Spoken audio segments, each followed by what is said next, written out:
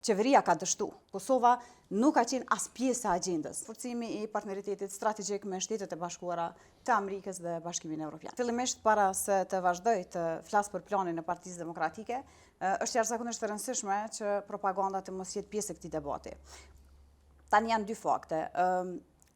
Nëse flasim për antarësimin e Kosovës në Këshill të Evropës, qeveria ka dështu, sepse pjesë e qeverisë ka qenë që të kaloj propozimi i Asamblesë Parlamentare të Këshillit të Evropës, aty ku kemi lëbu bashkë unë edhe Besniku si anëtar të delegacionit, dhe aty kemi arritur që i kemi 82% të votave.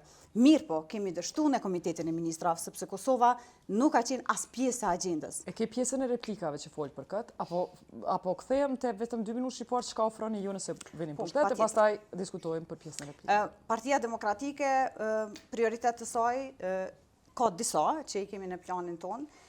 Fillimisht është rritja dhe konsolidimi i njohjeve për pavarësinë e Republikës sonë. E dyta është antarësimi i Kosovës në OKB, NATO, Këshill të Evropës dhe nisja e rrugës drejt Bashkimit Evropian. Është intensifikimi i diplomacisë aktive me shtetet që nuk e kanë njohur Kosovën, pra kemi 5 nga shtetet që janë anëtarë të Bashkimit Evropian, dhe është jashtëzakonisht e rëndësishme për ne si shtet që të marrim njohjen e këtyre shteteve.